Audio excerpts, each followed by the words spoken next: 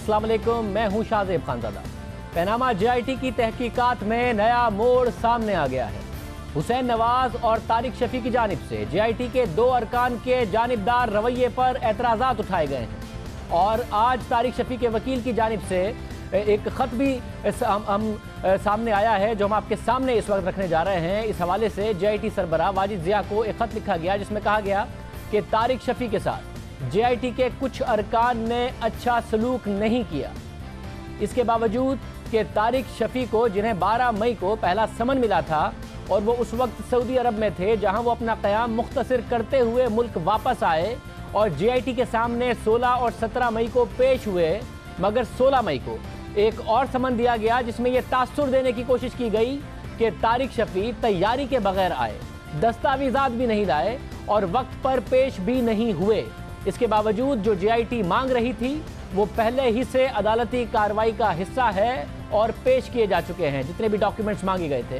खत में कहा गया है कि तारिक शफी को जेआईटी का एक रुकन हिरासां और खौफजदा करने की कोशिश करता रहा।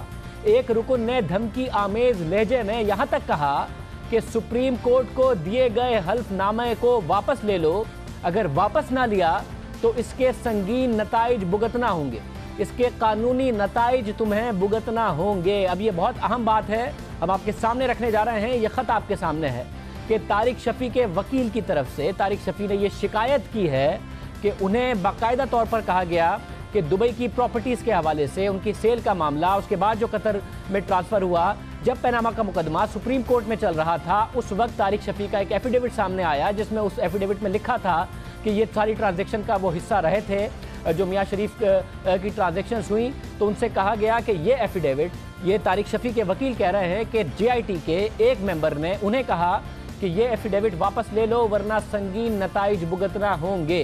दूसरी तरफ जेआईटी के एक रुकन के बारे में कहा जाता है कि वो पंजाब के साबिक गवर्नर पंजाब मियाँ अजहर के रिश्तेदार हैं और वाज़ेह रहे कि मियाँ अजहर इस वक्त पीटीआई के साथ रहे और माजी में मुस्लिम लीग कायद-ए-आज़म बनाने वालों में शामिल थे। डॉन ने ज़राए के हवाले से बताया कि शरीफ खानदान की जानिब से जिन अफसरान पर एतराज़ उठाया गया है उनमें स्टेट बैंक के अफसर अमीर अजीज़ और सिक्योरिटीज़ एंड एक्सचेंज कमीशन के एग्जीक्यूटिव डायरेक्टर बिलाल रसूल शामिल हैं। जब हमने ज़राए से इस बात की तस्दीक की तो इस बात की तस्दीक की गई कि हाँ जी, इन दोनों ऑफिसर्स पर, जेआईटी के इन दोनों मेंबरान पर शरीफ खानदान को एतराज़ है, इन दोनों पर हुसैन नवाज को एतराज़ है। ज़राए बताते हैं कि बिलाल रसूल मियाँ अजहर के भांजे हैं जबकि उनकी अहलिया शाहीन रसूल 2013 के इलेक्शन में मखसूस नशिस्त पर क्यू लीग की नामजद उम्मीदवार थी और उनका मुस्लिम लीग क्यू के पैनल में सीरियल नंबर 124 था। ज़राए के मुताबिक सुप्रीम कोर्ट ने हुसैन नवाज के एतराज़ात पर पीर को समाअत करने का फैसला किया है। सुप्रीम कोर्ट खुद देखेगी कि ये जो एतराज़ात उनकी तरफ से उठाए गए हैं ये दुरुस्त हैं या नहीं हैं। अहम मामला ये है कि अगर कोई रिश्तेदारियाँ थी या किसी पार्टी से अहलिया की या किसी और की वाबस्तगी थी या रिश्तेदारियाँ थी तो ये मामला पहले क्यों नहीं उठाया गया। दूसरी अहम बात यह है कि क्या ये बात दुरुस्त हो सकती है जो इस खत में तारिक शफी के वकील बाकायदा तौर पर कह रहे हैं और हुसैन नवाज की तरफ से अदालत में ये बात भी उठाई गई है जिसकी समाअत 29 मई को हो रही है कि जेआईटी के मेंबरान उन्हें हिरासां कर रहे थे और उनसे ये कह रहे थे कि एफिडेविट वापस ले लो जो कि शरीफ खानदान की पूरी मनी ट्रेल साबित करने के लिए दिया गया था अदालत में। ये बड़ा अहम मामला होगा। शाइक उस्मानी साहब, साबिक जज सिंध हाईकोर्ट, हमारे साथ मौजूद हैं। शाइक उस्मानी साहब, बहुत शुक्रिया।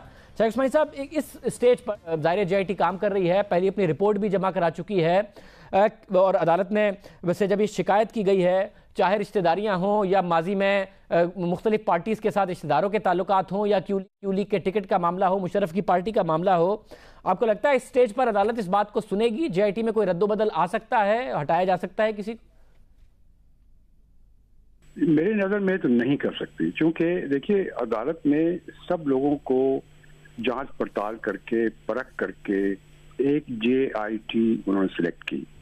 अब उसके बाद अगर इंडिविजुअल्स के जो उनके सामने पेश होते हैं उनके कोई एतराज़ होते हैं उनके मुतालिक, तो अगर सुप्रीम कोर्ट उन सब के एतराज़ को सुनने लगे फिर तो जेआईटी कभी कंप्लीट हो ही नहीं सकती, कभी काम कर ही नहीं सकती, क्योंकि उसके बाद शायद इमरान खान साहब की तरफ से कोई आ जाएगा, कभी कहीं से कोई आ जाएगा, तो ये पॉसिबल नहीं है। लेकिन जहाँ तक के गवर्नमेंट ऑफिशियल्स होते हैं वो किस सिचुएशन में क्या फैसले करते हैं वो किसी को पता नहीं। वो उस वक्त उनके नवाज शरीफ साहब के बेटे के लिए शायद सही नहीं हो, लेकिन वो उन्होंने किस तरह से किया वो तो सामने नहीं है ना हमारे पास। तो ये मुमकिन नहीं है, ये पॉसिबल नहीं है, क्योंकि एक दफा अगर सुप्रीम कोर्ट ने ये कर दिया तो ये इंक्वायरी कभी कंप्लीट हो ही नहीं सकती। मेरे ख्याल में ये उनकी जो एप्लीकेशन या उनकी दरखास्त है एतराज उनका रिजेक्ट हो जाएगा। मतलब साथ में फिर जब 29 मई को अदालत खुद कह रही है कि ये मामला सुना जाएगा, हुसैन नवाज ने खुद शिकायत की है, ज़ाहिर है जेआईटी के हवाले से और उनके मेंबरान के हवाले से, 2 मेंबरान के हवाले से सवाल उठाया है। तारिक शफी कह रहे हूँ उनके वकील के, उन्हें हिरासा किया गया, वो तो अपना जो दौरा है सऊदी अरब का वो मुख्तसर करके आया ताकि ये ना तासुर पैदा हो कि वो आए नहीं, उनसे कोई डॉक्यूमेंट का कहा भी नहीं था। फिर उनसे ये तक कहना उनके मुताबिक कि ये जो एफिडेविट है ये वापस ले लो वरना कानूनी नताइज भुगतने पड़ेंगे। इसकी क्या अहमियत होगी? ज़ाहिर है ये अगर कह रहे हैं कि जेआईटी उन पर दबाव डाल रही है, अदालत के आगे इसकी क्या अहमियत हो सकती है, क्या मामला हो सकता है? देखिए, ये चीज वो कंसिडर कर सकते हैं कि उसके बाद वो ये देख सकते हैं कि जो उनके मुतालिक जो उनकी एविडेंस जो प्रोड्यूस की गई जेआईटी के पास, उसकी क्या वैल्यू होगी इन चीजों की वजह से, वो सुप्रीम कोर्ट फैसला करेगी। लेकिन ये कहना कि सुप्रीम कोर्ट जेआईटी को चेंज कर देगी, वो पॉसिबल नहीं। साथ में ये बताइएगा, जाहिर है ये केस लीगली हो रहा है और अदालतें लीगल ही मामले को देखती हैं और देख भी रही है, मगर इस केस के कुछ पॉलिटिकल कॉन्सिक्वेंसेस भी हैं और सियासी मामला भी इससे वाबस्ता है, सियासी आउटकम भी है इस पूरे के पूरे केस का। जब पहले ही एक जमात और वजीर आजम के बेटे ये कह रहे हूँ और कि जेआईटी के हवाले से, तो मामला कंट्रोवर्शियल नहीं हो जाता? जेआईटी के नताइज के हवाले से एक पहले ही बात नहीं आ जाती? अगर नतीजा खिलाफ आया कि भाई हमने तो पहले ही कहा था कि हमें इन 2 लोगों पर एतराज़ है, उसके बावजूद जेआईटी काम करती रही, जैसा कि आप कह रहे हैं कि यहाँ पर कोई रद्दोबदल नहीं होगा, तो पहले ही सवाल नहीं उठा दिया कि बाद में कहा जा सकेगा कि हमने तो पहले ही कहा था कि हिरासा भी कर रहे हैं, बायस्ड हैं, रिश्तेदारियाँ भी हैं और हमारे खिलाफ है? नहीं, वो सही है अपनी जगह। देखिए, होता ये है कि कोर्ट में बहुत दफा ऐसा होता है कि जो लोग हैं पार्टीज, वो तो जज पे भी एतराज करती हैं, लेकिन उसके बावजूद जजेस फैसला करते हैं। वो बाद में देखेगी सुप्रीम कोर्ट के किस तरह की वो एतराज था, किस तरीके से उन्होंने फैसला किया और उसके बाद उसकी क्या एविडेंशियरी वैल्यू होती है, ये फैसला सुप्रीम कोर्ट का होगा। लेकिन इस सूरत में जो तरीक़ाकार है कोर्ट का, वो कोर्ट उनको चेंज नहीं कर सकती। वो उसकी असेसमेंट अपनी मर्जी से कर सकती है, वो हमें पता नहीं क्या असेसमेंट कर सकती है लेकिन चेंज नहीं करेगी। बहुत शुक्रिया। सईद उस्मानी साहब हमारे साथ मौजूद थे। हुसैन नवाज ने एतराज़ उठाया है 29 मई को, इस शिकायत को, इस एतराज़ को अदालत ने टेकअप करने का फैसला भी किया है। तारिक शफी का जो ख़त है वो हमने आपके सामने रखा, जो कि उनके वकील ने एतराज़ उठाया है, उनको हिरासा करने का और एफिडेविट वापस लेने का दबाव एक मेंबर जेआईटी के हवाले से वो कह रहे हैं। सईद उस्मानी साहब कहते हैं और वो बता रहे थे कि इसके क्या कॉन्सिक्वेंसेस हो सकते हैं। उनके ख्याल में अदालत यहाँ से मामला नहीं बदलेगी या जेआईटी को नहीं बदलेगी, मगर ये ज़रूर देख सकती है कि इनकी शिकायत जो है उसमें कितनी हकीकत है, कितनी सच्चाई है, जेआईटी किस तरीके से अपना काम कर रही है। एक बात वाज़ेह हो, जब अदालत की तरफ से अपने फैसले में, पनामा केस के फैसले में जेआईटी बनाने का कहा गया और मुख्तलिफ इदारों ने अपने अपने नाम दिए, तो ISI MI के जो नाम दिए गए, अदालत ने उस पर एतराज़ नहीं उठाया। FIA की तरफ से नाम दिया गया, नहीं एतराज़ उठाया गया। इसके अलावा NAB की तरफ से नाम आया, नहीं एतराज़ उठाया गया। मगर स्टेट बैंक ऑफ पाकिस्तान और ACCP के सरबराहों ने जो नाम दिए, अदालत ने उन्हें मुस्तरद करते हुए पूरी फहरिस्त मांगी और उसके बाद इन 2 नामों को चुना और ACCP और स्टेट बैंक ऑफ पाकिस्तान की तरफ से जो 2 नाम थे उन्हीं पर अब शरीफ ख़ानदान की तरफ से एतराज़ उठाया गया है। एक पर बायसनेस का इल्ज़ाम लगाया गया है, दूसरे पर यह इल्ज़ाम है कि हुरासा कर रहे हैं और रवैया अच्छा नहीं था, जो चीज़ें उनसे मांगी नहीं गई थी उसके बावजूद तारिक शफी आ गए, फिर भी उन्हें हिरासा किया गया। तो अब अदालत इस मामले को कैसे देखेगी, क्योंकि जेआईटी को बाकायदा तौर पर अदालत ने खुद अप्रूव किया, एक रुकन को अदालत ने खुद अप्रूव किया। साथ ही जेआईटी ने जब अपनी पहली रिपोर्ट जमा कराई तो उस पर मुकम्मल तौर पर इत्मीनान का इजहार किया। इस जेआईटी की पहली रिपोर्ट पर जब तहरीक इंसाफ ने यह सवाल उठाया कि इसको पब्लिक किया जाए, चीज़ें आवाम के सामने आनी चाहिए, तो अदालत ने यह मुस्तरद करते हुए जेआईटी को कहा कि अगर आपके साथ कोई हुकूमती इदारा ताबून नहीं कर रहा तो भी आप आपको बताएं, तो आप हमें बताएं। तो पूरा अदालत का कॉन्फिडेंस जेआईटी पर पहली पेशी में नज़र आया। अब अदालत जब यह एतराज़ उठाया गया है तो इसका क्या फैसला करेगी? 29 मई की समाअत है। ज़ाहिर जब शिकायत की गई है तो अदालत ने कहा कि आपकी शिकायत को हम सुनेंगे और 29 मई को जब ये शिकायत सुनी जाएगी तो जेआईटी कैसे मामला को आगे बढ़ाएगी, अदालत ये 29 मई को फैसला करेगी कि क्या इनकी शिकायत के हवाले से लाएअमल होता है। प्रोग्राम में ब्रेक शामिल करते हैं तो मज़ीद खबर बात करें।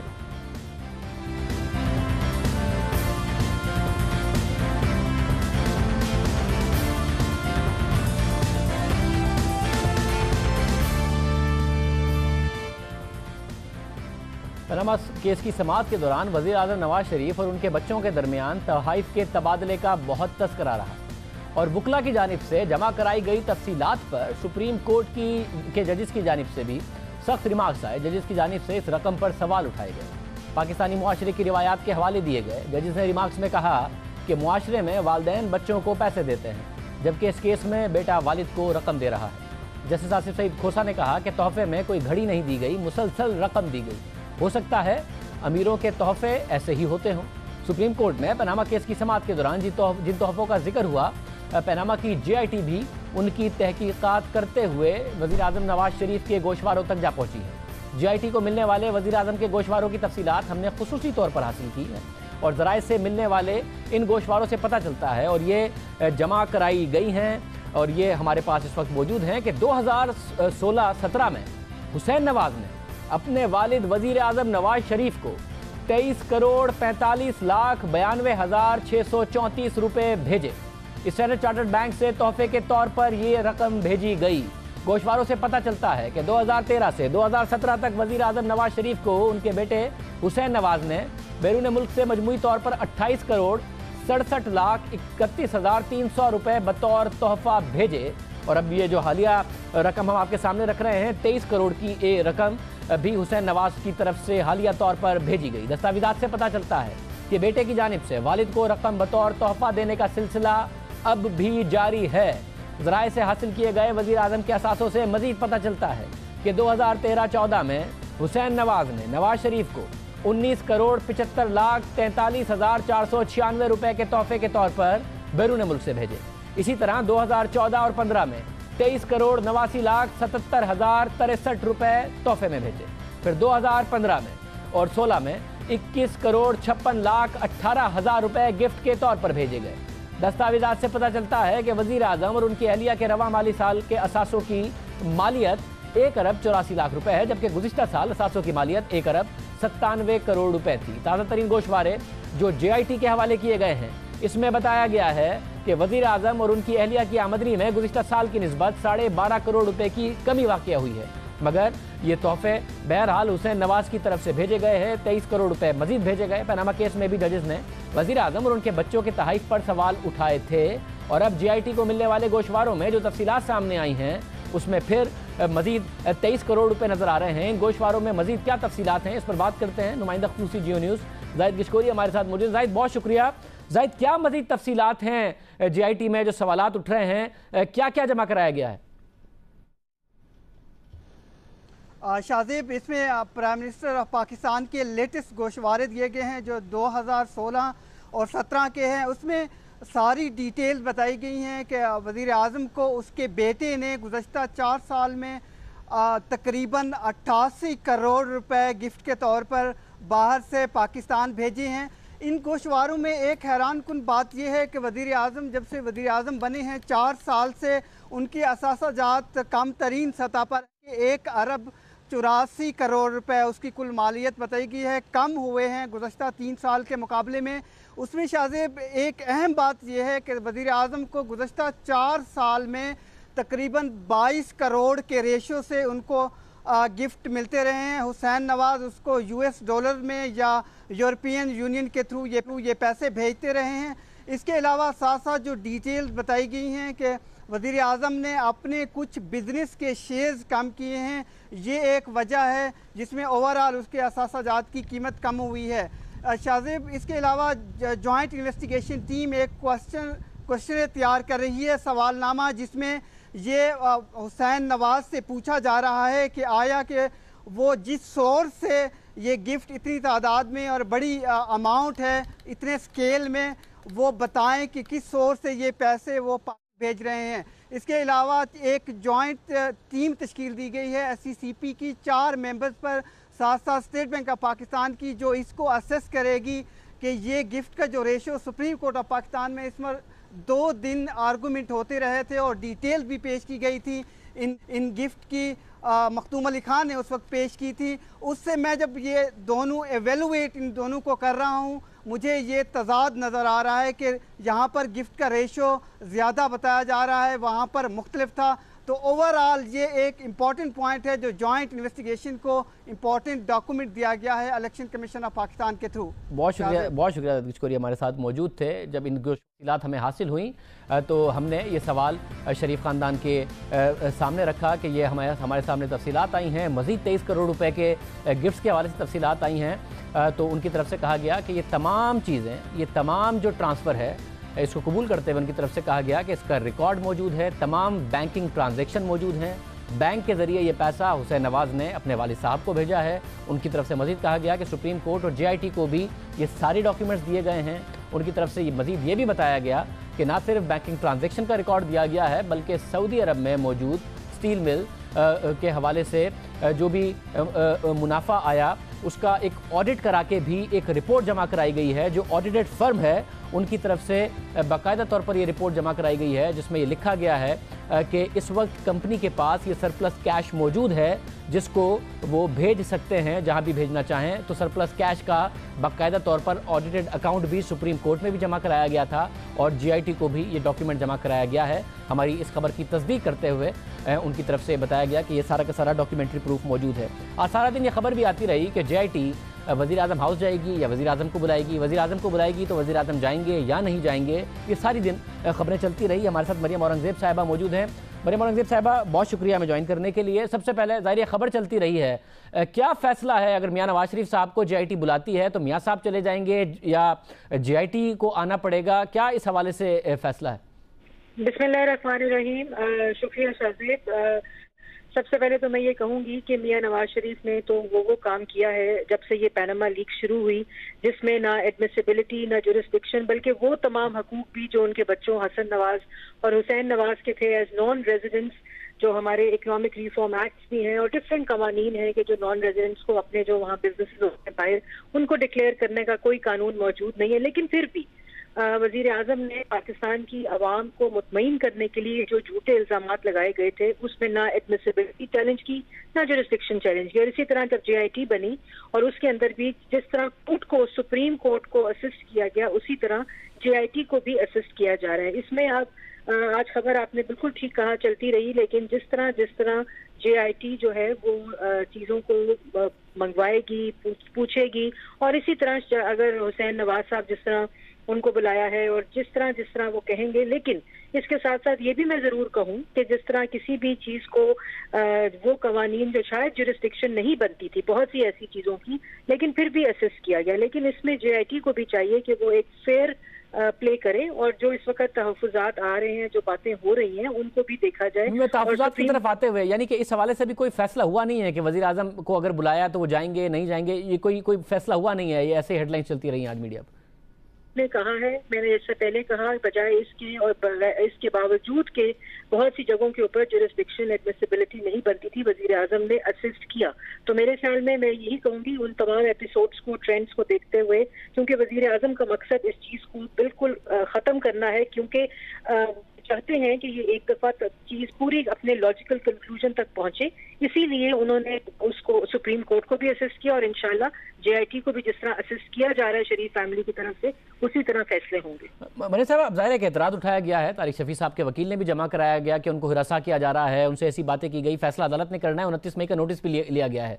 जाहिर है जब अदालत के और वो 3 जजेस हैं जो जिन्होंने फैसले में बड़ा अहम किरदार अदा किया, ये 3 मेजॉरिटी जजेस हैं जिनकी वजह से जो फैसला आया वो आया, जब वो इस बात को यकीनी बना रहे हैं कि किसी भी तरीके से गवर्नमेंट इन्फ्लुएंस की वजह से JIT अपना काम करने में रुकावट ना हो, तो आपको ये ट्रस्ट है कि अदालत जब 29 मई को ये केस सुनेगी तो इस बात को भी यकीनी बना रही होगी कि किसी भी तरीके से आप लोगों के साथ ज्यादती ना हो जाए और जो भी फैसला होगा उनको वो कबूल करेंगे आप इस 29 मई की समाअत में, जो कि शिकायत पर बुलाई गई है हुसैन नवाज की?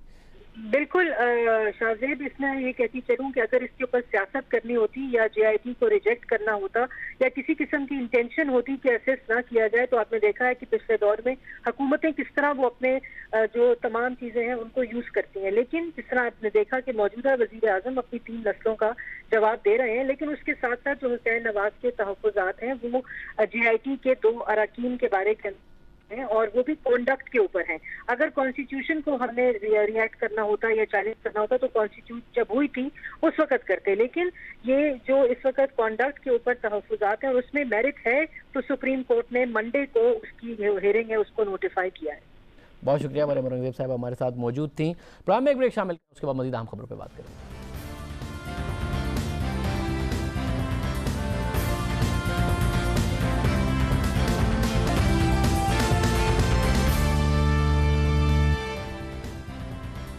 कार्रवाई होनी थी उन लोगों के खिलाफ जिन्होंने तजलील की, तज़हीक की, सोशल मीडिया का प्लेटफॉर्म इस्तेमाल करते हुए हेट स्पीच की, और कार्रवाई होनी भी चाहिए थी।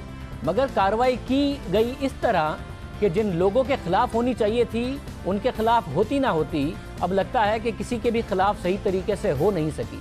जिनके खिलाफ होनी चाहिए थी वो भी बचते नजर आते हैं, जिनके खिलाफ नहीं होनी चाहिए थी वो भी परेशान नजर आते हैं। सोशल मीडिया का भी ज़ाब्ता अखलाक होगा। सोशल मीडिया पर किस तरह की बात की जा सकती है, क्या नहीं कहा जा सकता, किस पर तनकीद नहीं कर सकते, किन इदारों के लिए तनकीदी पैगाम नहीं दिए जा सकते, अगर तनकीद कर भी सकते हैं तो उस पर किस हद तक कर सकते हैं, ये कन्फ्यूजन है। और पाकिस्तान में जो ज़ाहिर है सोशल मीडिया इस्तेमाल करने वालों की तादाद, फेसबुक, ट्विटर और दूसरा सोशल मीडिया इस्तेमाल करने वालों की तादाद बड़ी है।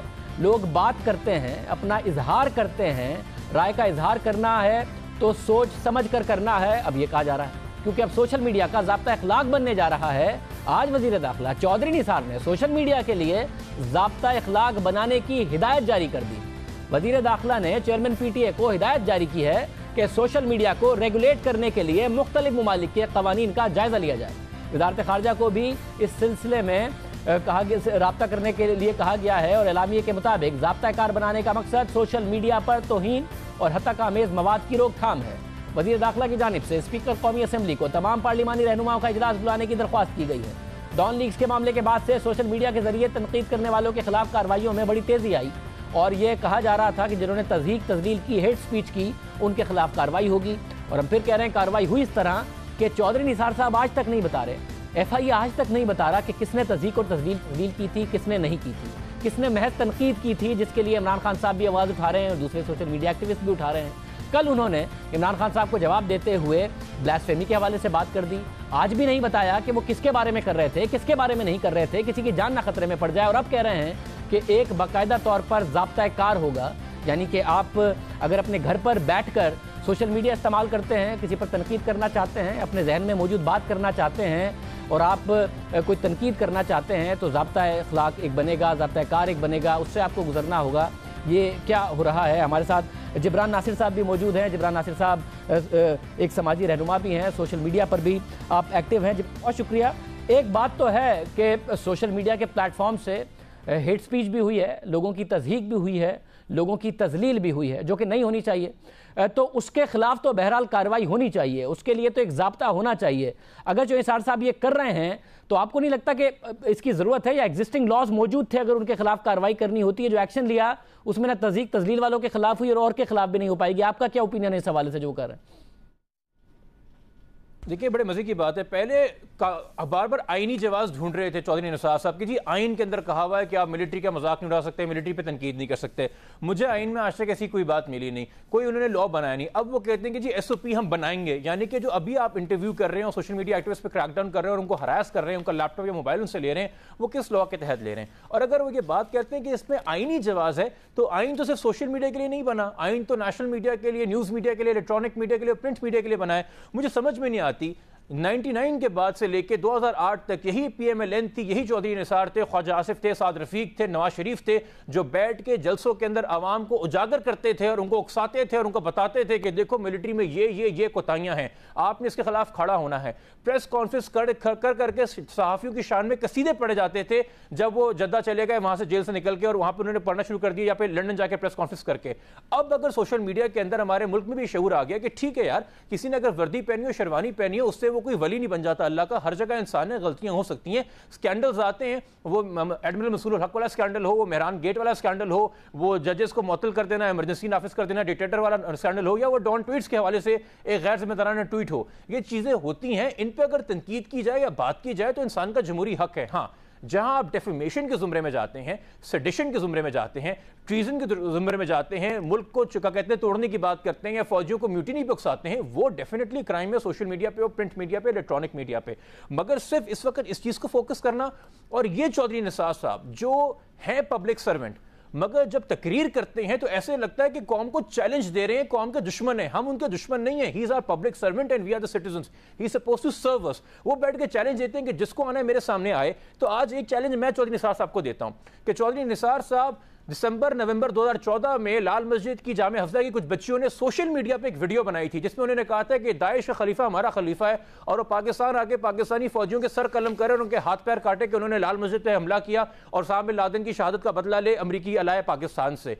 उसके खिलाफ आपने कोई एफआईआर दर्ज नहीं की। मैं बतौर पाकिस्तानी कोर्ट में गया, मैंने पहले पुलिस के पास गया, उन्होंने एफआईआर दर्ज नहीं की, फिर मजिस्ट्रेट के पास गया, वहां पे आपकी इंटीरियर मिनिस्ट्री ने और फिर उसके बाद हाई कोर्ट में भी आके आपकी इंटीरियर मिनिस्ट्री ने कहा कि जी ये वीडियो देख के सोशल मीडिया पे हमें कोई सबूत नहीं मिला कि पाकिस्तान के खिलाफ कोई बात या कार्रवाई हुई है। और अब मैं एक एफआईआर कटवाने के लिए सुप्रीम कोर्ट तक जा पहुंचा हूं जहां पे ऐसी वीडियोस बनाई जाए कि हमारे फौजियों को काटा जाएगा, मारा जाएगा, उसको आपने आके डिफेंड किया कोर्ट के अंदर, आपकी मिनिस्ट्री ने आके डिफेंड किया कोर्ट के अंदर। आप किस मुंह से, किस जवाब के साथ खड़े होकर प्रेस कॉन्फ्रेंस करके सोशल मीडिया एक्टिविस्ट पे क्रैकडाउन की बात कर रहे हैं? बहुत शुक्रिया जिब्रान नासिर साहब हमारे साथ तनकीद कर रहे थे कि इस हवाले से बहरहाल जो सोशल मीडिया है उसमें लोगों की जिम्मेदारी ज़रूर है कि आप तज़हीक, तज़लील, तनकीद इस सब का फ़र्क करें, मगर जिस तरीके से एक्शन हुआ है उसमें ये पता लगे कि किसने किया था और किसके खिलाफ एक्शन होना चाहिए था, उस सब को मिक्स ही करके रख दिया है। जिसके खिलाफ होना चाहिए था उसके खिलाफ भी, जैसा कि हम कह रहे हैं, नहीं हो रहा। पाकिस्तान में इंटरनेट की मॉनिटरिंग के निज़ाम के हवाले से अगर बात की जाए तो हमारे यहाँ ऐसे भी कोई मौसर निज़ाम नहीं है और मुल्क में साइबर कानून की मंजूरी के बावजूद अब तक साइबर टेररिज्म का कोई मुकदमा दर्ज नहीं हुआ है। जहां सियासी जमातों से ताल्लुक़ रखने वाले, खुद नून लीग से ताल्लुक़ रखने वाले लोगों के खिलाफ क्रैकडाउन हो गया, वहां साइबर टेररिज्म का कोई मुकदमा नजर नहीं आता। साइबर क्राइम बिल गुज़िश्ता साल अगस्त में पार्लियामेंट से मंजूर हुआ। इस बिल की मंजूरी के दौरान मुख्तलिफ हलकों की जानिब से शदीद मुखालफत की गई, लेकिन इसके बावजूद इस बिल को मंजूर करके नाफिज कर दिया गया। इस बिल को prevention of electronic crime act 2016 का नाम दिया गया। साइबर टेररिज्म की मुकदमात की तफ्तीश का इख्तियार FIA को दिया गया। इस एक्ट को मंजूर हुए 8 माह से ज़ायद का अरसा हो चुका है, मगर मुकदमा एक भी दर्ज नहीं हुआ। FIA साइबर विंग के सीनियर अफसर ने नाम जाहिर ना करने की शर्त पर इस बात की तस्दीक की है कि पाकिस्तान में साइबर टेररिज्म का कोई भी केस दर्ज नहीं हुआ और ना ही इस हवाले से किसी की बाकायदा गिरफ्तारी अमल में आई है।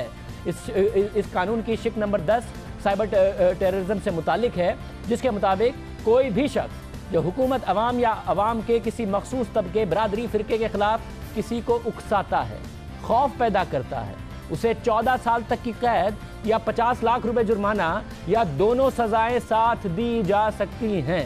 पाकिस्तान में अगर कोई शख्स किसी को टेलीविजन चैनल पर बैठकर धमकी देता है या डराता है और रियासत के खिलाफ बात करता है तो पैमरा सिर्फ इस चैनल पर पाबंदी या जुर्माना आयद कर सकता है, लेकिन ऐसे शख्स के खिलाफ फौजदारी कार्रवाई नहीं कर सकता।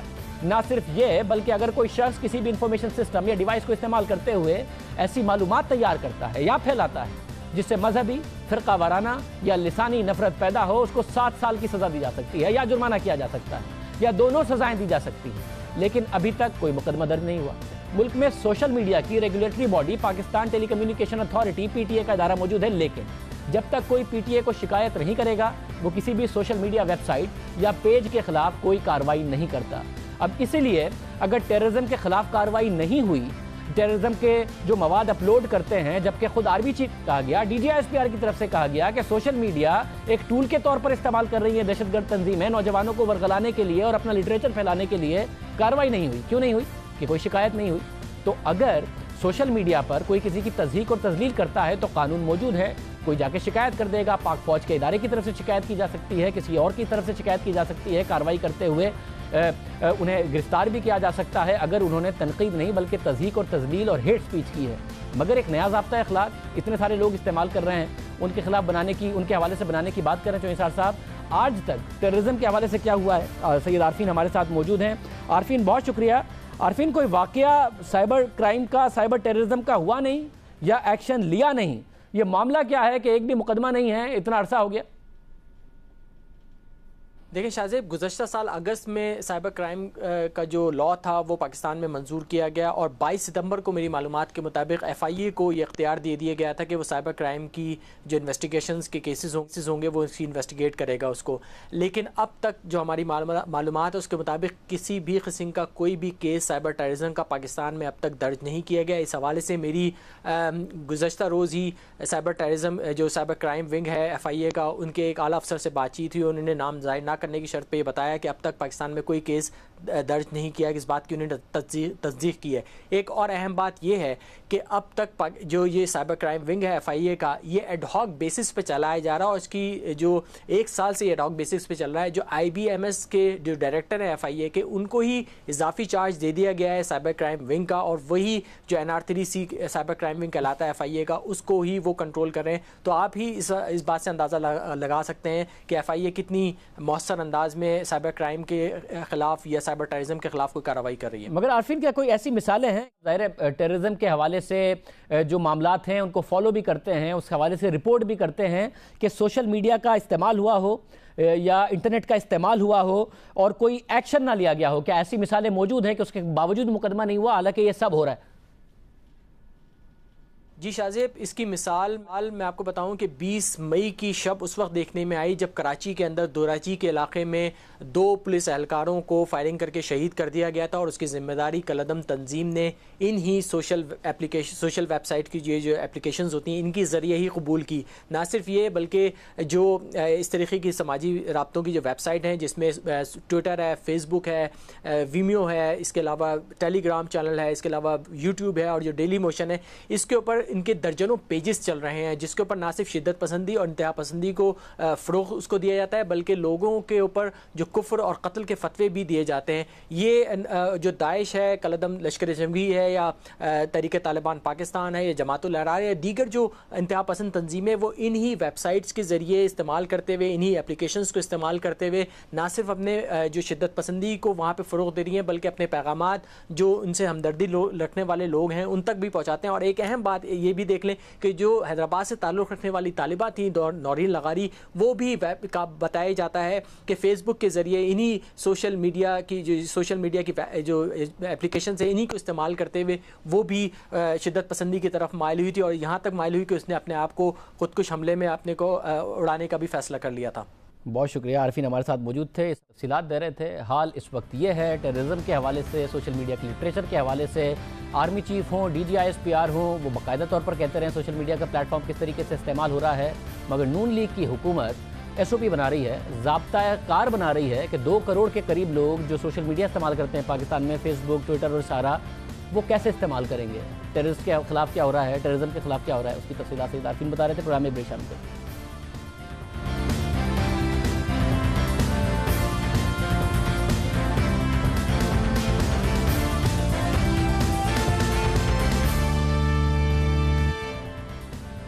मैनचेस्टर में खुदकुश हमले के बाद मजीद किसी हमले के खदशे पर बरतानिया में सिक्योरिटी इंतहाई हाई अलर्ट है। खुद उनकी वजीर आजम ने कह दिया है इस किस्म का एक और हमला हो सकता है। ये सतह खतरे की आखिरी हद है, यानी दहशतगर्द हमला किसी भी वक्त हो सकता है। 5000 फौजी बरतानिया की सड़कों पर गश्त कर रहे हैं। 2003 के बाद पहली मरतबा बरतानवी फौज सड़कों पर आई है। तमाम अहम इमारतों की जिम्मेदारी भी फौज ने संभाल ली है।